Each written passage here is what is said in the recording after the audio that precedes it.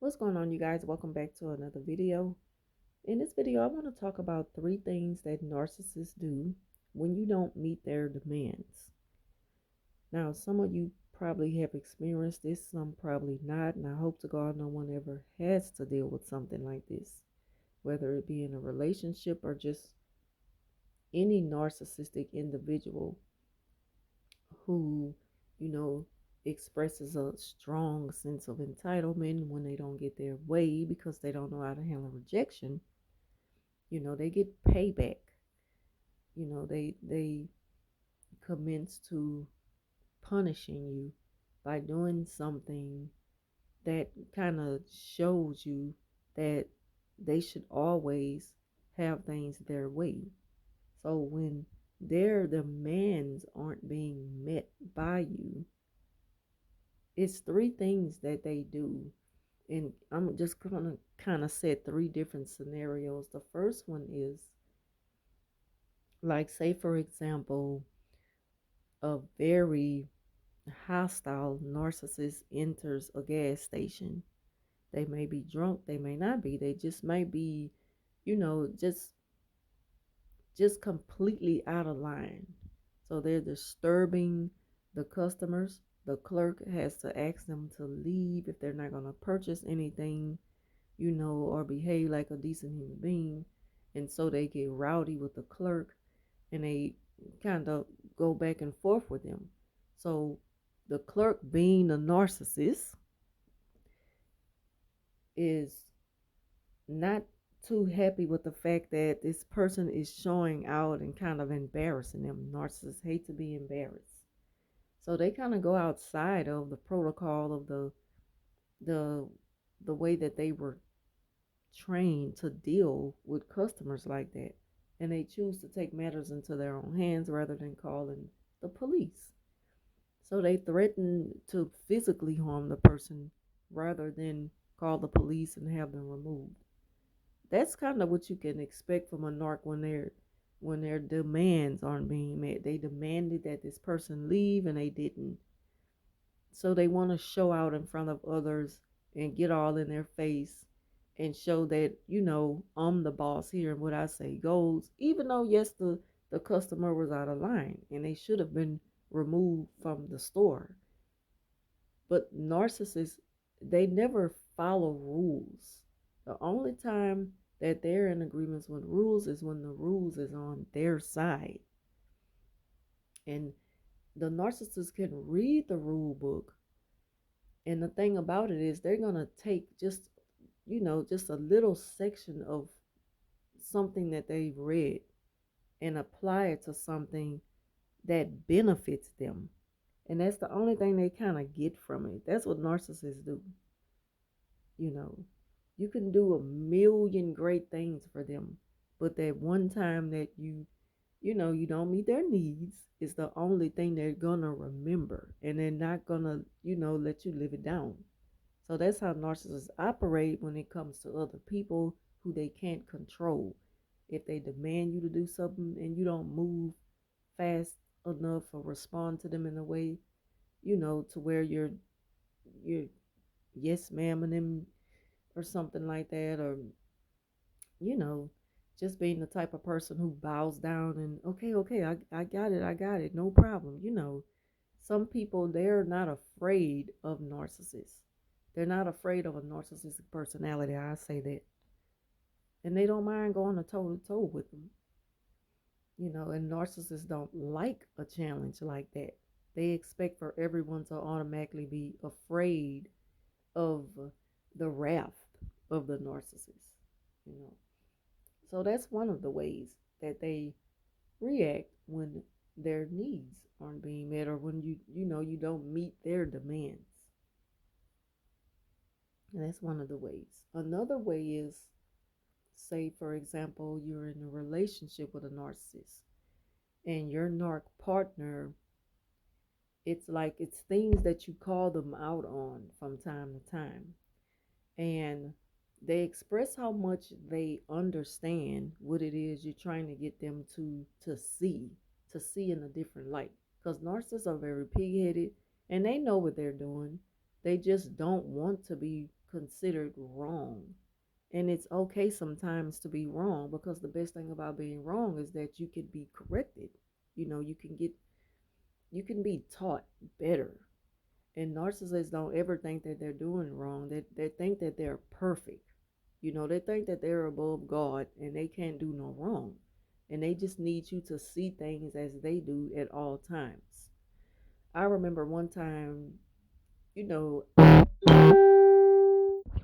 about that. I made a comment to the narc who I work with, and I mentioned how I could have done something better, and I was kind of hard on myself about it because I needed to be hard on myself about it. And the most important thing about that is that I learned the lesson, and I decided to, apply that to the situation going forward. With the narcissist, it's just like they wanted to give me an excuse to go the other way with it and continue to do things the way that they felt wasn't wrong, even though it was. So it's like they're okay with excusing bad behavior as long as it makes them feel good, and it kind of tells them that, who's going to tell me what to do? I don't have to follow rules. I do what I want to do. So when it comes to dealing with a narcissistic partner who behaves this way, it's just like when you're having a discussion with them, they don't know how to just say, okay, well, it don't seem like we're gonna agree on this. Babe, could we talk about something else, or what we're gonna have for dinner? They they can move on, but they don't really let it go. In their minds, they're thinking of a way to pay you back because you don't agree with them. Trust me, they hold grudges that way. And the way that they pay you back is through a punishment, of course, because again, it's all about, when their demands aren't being met. And they demand that you agree with them. And if you don't, I'm going to punish you. So it's like they wait for that perfect moment to just come out of nowhere to do something, that destroys something you had planned. They may even just text you about a dinner that y'all had planned, something important that you really wanted them to, to be present with you for. And it meant a lot to you, and they know that. When they know that things mean a lot to you, that's what they're going to use, as a form of punishment. They want to take that moment away from you to make you feel bad, because they still feel bad because you correct them about something, or because you don't choose to agree with the way they look at things, because they're very logical thinkers. They're not going to go with the right way. They like to take shortcuts just so they can get the credit for doing it, rather than taking their time and doing things the right way. As long as they can get the credit, anything that puts them in the spotlight, you know, of being a great accomplisher of something, then it works for them, and they don't care how they get the prize as long as they win. That's how narcissists operate.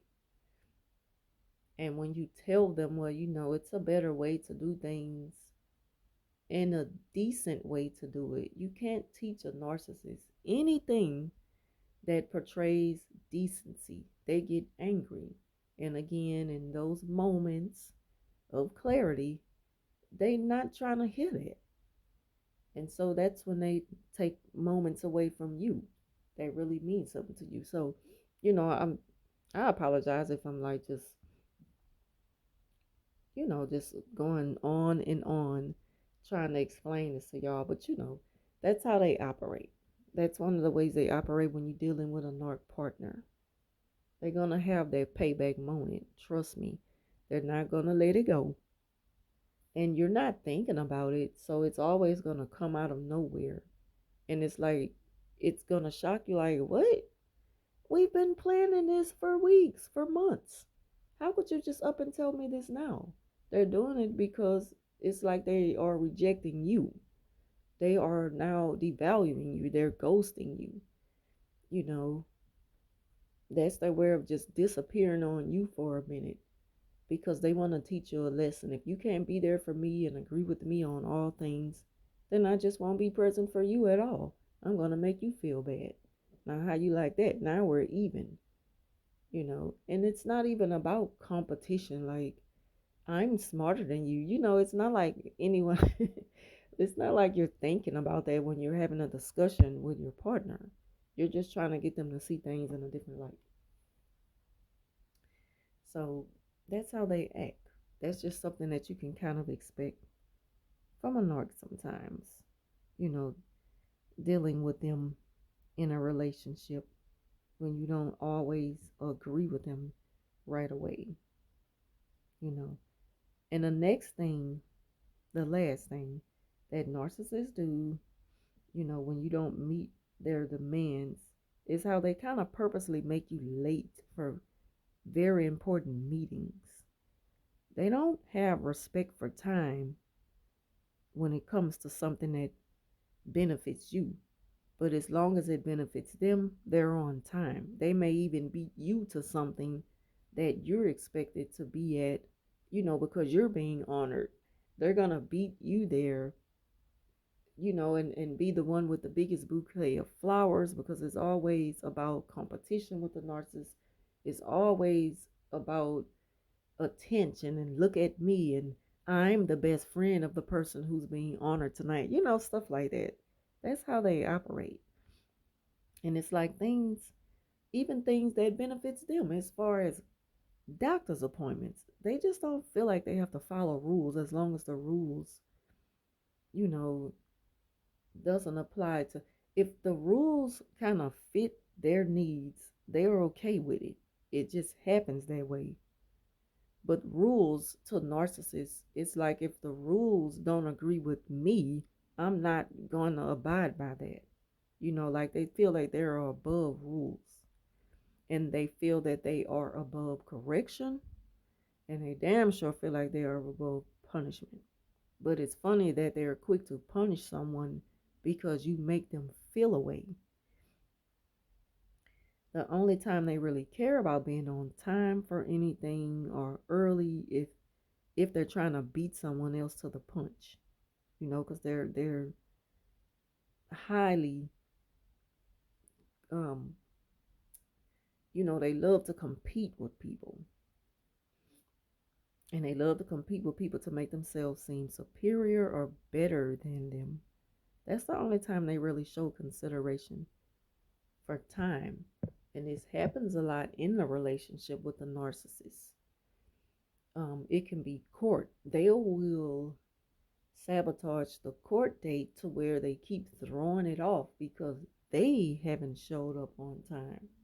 Because they know that things will probably go in your favor. So to prolong, you know, the case as far as probably spousal support or maybe even child support or custody. And I know a lot of parents who have to deal with narc parents, co-parent with narcissists. I know they hate going to court when it comes to a custody battle. They probably rather pay the narcissist, you know, as far as leaving a marriage to leave them alone rather than having to deal with custody battle because the narcissist doesn't care about those children.